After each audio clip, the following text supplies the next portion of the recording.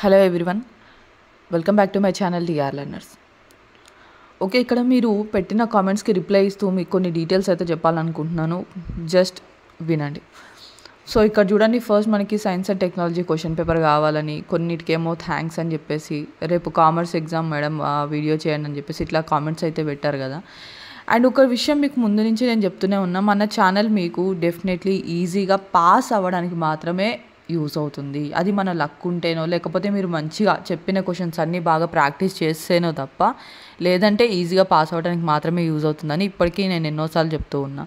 And maths విషయానికి వచ్చేసేసరికి నేను చెప్పేది ఏంటంటే, మీకు మ్యాథ్స్ మనం నేర్చుకునే సమ్స్ అన్నీ కూడా model sums, as it is అవే వస్తాయని కాదు. మనం ఇప్పుడు ఒక సమ్ ప్రాక్టీస్ చేసామంటే అదే సమ్ యాజ్ ఇట్ ఈజ్గా వస్తుందని కాదు, సేమ్ మోడల్ సమ్ వస్తుందని అర్థం. ఓపెన్ 10th రివిజన్ క్లాసెస్ ఇప్పటి వరకు మనకి 5 or 6 జరిగినాయి. ఫస్ట్ చాప్టర్ నుంచి 5th చాప్టర్ వరకు మొత్తం ఆల్మోస్ట్ అంతా కవర్ చేస్తూ 5 క్లాసెస్ అయితే మనం తీసుకున్నాం, అవునా. అండ్ ప్రాబబిలిటీకి సంబంధించిన సమ్స్ ఏవైతే ఉన్నాయో అవి మనం ఇంతకుముందు జస్ట్ 1 or 2 క్వశ్చన్స్, ఇంతకుముందు ప్రీవియస్ క్వశ్చన్ పేపర్స్లో వచ్చిన క్వశ్చన్స్ని అసలు ప్రాబబిలిటీ ఎట్లా చేయాలి అనే దాని గురించి ఒక 2-3 సమ్స్ అయితే ఇంతకుముందు వీడియోస్లో ఉన్నాయి. ఓకేనా. అంటే ఓపెన్ 10th మ్యాథ్స్ టెక్స్ట్ బుక్లో మనము లాస్ట్ 2 చాప్టర్స్ కాకుండా 5 చాప్టర్స్ మొత్తం అంతా కంప్లీట్గా చెప్పుకున్నామంటే ఏమేమి క్వశ్చన్స్ ఉన్నాయి, ఎట్లా వస్తాయి, ఏం నేర్చుకోవాలనేది అవన్నీ కూడా రివిజన్ క్లాసెస్లో చెప్పాను, అవునా. అండ్ అలాగే ఇంతకుముందు ఇంపార్టెంట్ క్వశ్చన్స్ అనేవి ఓపెన్ 10th కానీ ఓపెన్ ఇంటర్ కానీ ఇంపార్టెంట్ మోడల్ సమ్స్ ఏవైతే ఉన్నాయో అవి కూడా మనం ఫస్ట్ అయితే చాలా రోజుల నుంచి చెప్పుకుంటూ ఉన్నాం, ఓకేనా. ఇప్పుడు ఇక్కడ మనం చూసినట్లయితే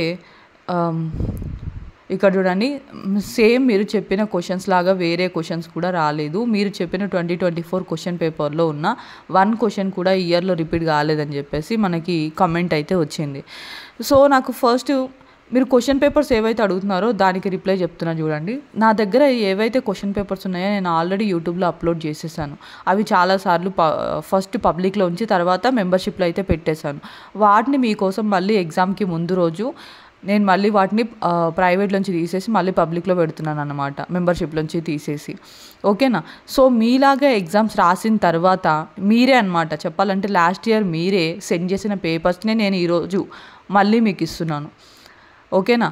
సో కాబట్టి మీరు ఇప్పుడు ఎవరైతే ఎగ్జామ్ రాస్తున్నారో నేను రిక్వెస్ట్ చేస్తున్నాను, ఇప్పుడు ఎవరైతే ఈ ఇయర్ ఎగ్జామ్ రాస్తున్నారో వాళ్ళు కూడా క్వశ్చన్ పేపర్స్ని ఇదే విధంగా సెండ్ చేస్తే నెక్స్ట్ ఇయర్ వాళ్ళకి, ఇప్పుడు లాస్ట్ ఇయర్ వాళ్ళు సెండ్ చేసిన క్వశ్చన్ పేపర్స్ మీకు ఏ విధంగా ఉపయోగపడుతున్నాయో అలాగే ఇప్పుడు మీరు క్వశ్చన్ పేపర్స్ సెండ్ చేస్తే అవి నెక్స్ట్ ఇయర్ వాళ్ళకి యూజ్ అవుతాయి అనే చిన్న విషయాన్ని మీరు గుర్తుపెట్టుకుంటారని అడుగుతున్నాను, ఓకేనా. అండ్ ఇంకొకటి ఏంటంటే, లాస్ట్ ఇయర్ మనకి ఆంధ్రప్రదేశ్ వాళ్ళు ఫిజిక్స్, కెమిస్ట్రీ మొత్తం ఆల్మోస్ట్ అన్ని సబ్జెక్ట్స్ సెండ్ చేశారు తప్ప తెలంగాణ వాళ్ళు ఓన్లీ సిఈసి స్టూడెంట్స్ మాత్రమే, అవి కూడా తెలుగు మీడియం వాళ్ళు మాత్రమే సెండ్ చేస్తారు, ఇంగ్లీష్ మీడియం వాళ్ళు సెండ్ చేయలేదు. అట్లాగే మ్యాథ్స్ క్వశ్చన్ పేపర్ అయితే సెండ్ చేశారు కానీ physics and chemistry question papers కూడా మనకి సెండ్ చేయలేదన్నమాట, ఓకేనా. సో అవి లాస్ట్ ఇయర్ క్వశ్చన్ పేపర్స్ అయితే తెలంగాణ వాళ్ళవి లేవు. ఏవైతే ఉన్నాయో మీరు అడిగినా అడగకపోయినా నేను అవైతే అప్లోడ్ చేసేసాను ఆల్రెడీ, ఓకేనా. అంతకుమించి క్వశ్చన్ పేపర్స్ మీకు ఇవ్వకుండా దాచిపెట్టుకుంటే నాకేమొస్తుంది. ఇప్పుడు మీరు సెండ్ చేస్తే కనీసం నెక్స్ట్ ఇయర్ వాళ్ళకైనా యూజ్ అవుతాయి. మాకు కావాల్సిన క్వశ్చన్ పేపర్ మీ దగ్గర దొరకలేదు మేడం, మేము ఎందుకు సెండ్ చేయాలని మీరు అనుకుంటే నెక్స్ట్ ఇయర్ వాళ్ళకు కూడా ఆ క్వశ్చన్ పేపర్స్ ఉండవు, ఓకేనా.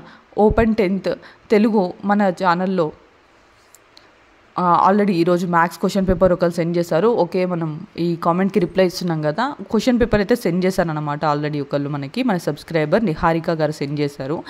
సెండ్ చేసిన తర్వాత నేను క్వశ్చన్ పేపర్ని థరోగా చెక్ చేసిన తర్వాత నాకు తెలిసింది ఏంటంటే, మనము ఏదైతే రివిజన్ క్లాస్లో మనం ఏవైతే సమ్స్ కానీ ఏదైతే ఎక్స్ప్లెయిన్ చేసామో దాని నుంచి హాఫ్ ఆఫ్ ద సమ్స్ కన్నా కూడా ప్రతి ఒక్క దాంట్లోంచి కూడా 1 or 2 సమ్స్ ఈజీగా వచ్చాయి, ఓకేనా. ఇక్కడ మీరు రాలేదు అని చెప్తున్నారని అంటే మీరు ఆ రివిజన్ క్లాసెస్ ఇక్కడ మీకు స్టార్ గుర్తు కనపడుతుందంటే మీరు మెంబర్షిప్ కూడా తీసుకున్నారని అర్థం. మెంబర్షిప్ తీసుకొని ఉంటే మీరు లెర్న్ విత్ మీ అనూషలో మాత్రం మెంబర్షిప్ తీసుకొని ఉంటే మీకు ఫస్ట్ ఓన్లీ 1 or 2 hours మాత్రమే ఆ వీడియో మీకు కనపడి ఉండొచ్చు, ఓకేనా. లేదంటే మీరు ఓపెన్ 10th గ్రూప్లో కనుక మీరు మెంబర్షిప్ తీసుకున్నట్లయితే ఆ వీడియో మీకు ఎప్పటికీ అవైలబుల్లో ఉంటుందన్నమాట. అంటే మీరు ఎప్పటికీ చూడొచ్చు. నేను ముందే చెప్పాను కదా, ఎవరైతే మెంబర్షిప్ తీసుకోలేని వాళ్ళు ఉంటారో వాళ్ళు నోటిఫికేషన్ ఆన్ చేసి పెట్టుకున్నారనుకోండి, ఏదైతే వీడియో అంటే ఇప్పుడు మనం పోస్ట్ చేసే ఏదైతే వీడియో ఉంటుందో అది మీకు వచ్చిన వెంటనే ఒక 1 or 2 hours మాత్రమే అది పబ్లిక్లో ఉంటుంది. తర్వాత దాన్ని మళ్ళీ మెంబర్షిప్లోకి పెట్టేస్తానని చెప్పేసి. సో ఆ రివిజన్ క్లాసెస్ కనుక మీరు చూసుంటే మీరు కమెంట్ పెట్టేవాళ్ళు కాదని చెప్పేసి నాకు తర్వాత అర్థమైంది, ఎప్పుడు క్వశ్చన్ పేపర్ చూసిన తర్వాత. ఎందుకంటే దాంట్లో మనము డిస్కస్ చేసిన క్వశ్చన్సే వచ్చాయి. అంటే ఏంటి, same as it is questions కాదు. నేను ఇంతకు ముందే చెప్పాను కదా, మనం నేర్చుకునేవన్నీ మోడల్ సమ్స్ అనమాట. మనకి ట్రిగ్నోమెట్రీ నుంచి ఒక సమ్ వచ్చింది. First chapter, second chapter, third chapter, fourth chapter and 7th చాప్టర్లోంచి ప్రతి చాప్టర్లోంచి మనం డిస్కస్ చేసిన ప్రతి దాంట్లోంచి కూడా మనకి అక్కడ క్వశ్చన్స్ వచ్చాయి. ఓకేనా. ఇంకా 2024 క్వశ్చన్ పేపర్ అంటారా, మీకు చెప్తూనే ఉంటాం. ప్రీవియస్ క్వశ్చన్ పేపర్స్ మనం ఏంటంటే లైక్ మనకి గుర్తుంచుకోవడం కోసం అనమాట. అంటే లాస్ట్ ఇయర్ ఎలాంటి క్వశ్చన్స్ వచ్చాయని తెలుసుకోవడం కోసం తప్ప అన్నిసార్లు లాస్ట్ ఇయర్ క్వశ్చన్ పేపర్లోంచి అదే క్వశ్చన్ మళ్ళీ ఇస్తారని కాదనమాట. ఓకేనా. ఇది మ్యాథ్స్ కాబట్టి మోడల్ సమ్స్ అనేవి మనకి చాలా ఎక్కువ ఉంటాయి. అవునా. అదే మనకి వాళ్ళ పొలిటికల్ సైన్స్ ఎగ్జామ్ జరిగింది, దాంట్లో చూడండి రాజనీతి శాస్త్రానికి పౌరశాస్త్రానికి మధ్య సంబంధం అనే క్వశ్చన్ సంథింగ్. ఆ క్వశ్చన్ అనేది లాస్ట్ ఇయర్ మళ్ళీ రిపీట్ అయిన క్వశ్చన్ అనమాట. ఇంపార్టెంట్ అని చెప్పుకున్నాం, మళ్ళీ ఆ క్వశ్చన్ అయితే వచ్చింది. ఈ విధంగా మనకి అలాంటి క్వశ్చన్స్ ఏంటంటే కొంచెం రిలేటెడ్గా ఉంటాయి కాబట్టి మీకు అర్థమవుతుంది. మ్యాథ్స్ మీకు అలా ఉండదు కాబట్టి మీకు అర్థం కావట్లేదు. బట్ మనం డిస్కస్ చేసిన క్వశ్చన్సే వచ్చాయి. ఓకేనా.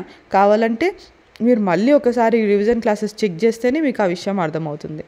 నెక్స్ట్ మనకి ఏ పోస్ట్లో రిజల్ట్స్ ఎప్పుడని చెప్పేసి కామెంట్ చేస్తూ ఉన్నారు. అది ఏంటంటే గవర్నమెంట్ వాళ్ళు రిలీజ్ చేసేది కాబట్టి అది మన చేతుల్లో లేదు.